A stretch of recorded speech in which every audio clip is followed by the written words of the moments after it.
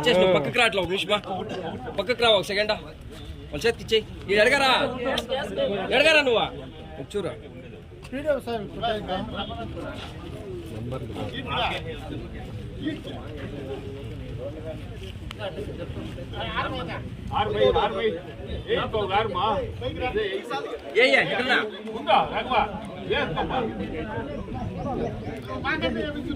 వేసుకో రఘువనా వేసుకోపా ఏ శంకర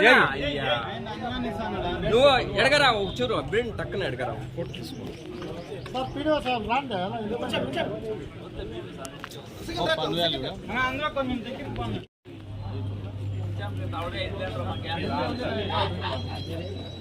పడుకో ఎట్లా పడుకో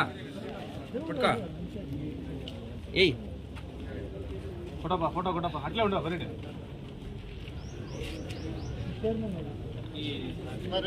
ತಾಲೂಕು ಗ್ರಾಮ ಪಂಚಾಯತಿಯ ಹೋದ ತಿಂಗಳು 5ನೇ ತಾರೀಕು ಹಾಲಿ ಇದ್ದ ಅಧ್ಯಕ್ಷರನ್ನು ಅವಿಶ್ವಾಸ ನಿರ್ಣಯದ ಮಟ್ಟಿಗೆ ಕೆಳಗಿಳಿಸಲಾಗಿತ್ತು.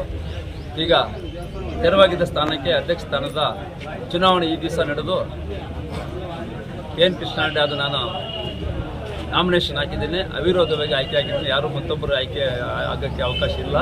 ಕಾರಣ ನನ್ನನ್ನು ಆಯ್ಕೆ ಮಾಡಿದ್ದಾರೆ.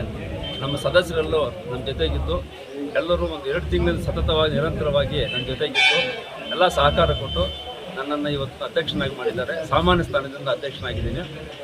ಈ ಅಧ್ಯಕ್ಷ ಸ್ಥಾನ ಆಗಿದ್ದರಿಂದ ಎಲ್ರಿಗೂ ಕೂಡ ನಮ್ಮ ಗ್ರಾಮಸ್ಥರು, ನಮ್ಮ ಸುತ್ತಮುತ್ತ ನಮ್ಮ ಗ್ರಾಮ ಪಂಚಾಯತ್ ಸದಸ್ಯರೆಲ್ಲರೂ, ಮುಖಂಡರು ಎಲ್ಲರಿಗೂ ಕೂಡ ಧನ್ಯವಾದ ತಿಳಿಸ್ತೀನಿ. ಎಲ್ಲ ಮುಖಂಡರು ಕೂಡ ಬಹಳಷ್ಟು ಆಸೆಯಿಂದ 2 ತಿಂಗಳಿಂದ ಇವತ್ತು ದಿವಸ ಕಾಯ್ತಾ ಇದ್ದರು. ಇವತ್ತಿನ ದಿವಸ ನಮಗೆ ಒಳ್ಳೆಯ ಶುಭ ಸಂದರ್ಭ ಆಯ್ಕೆ ಆಗಿದ್ದೀನಿ.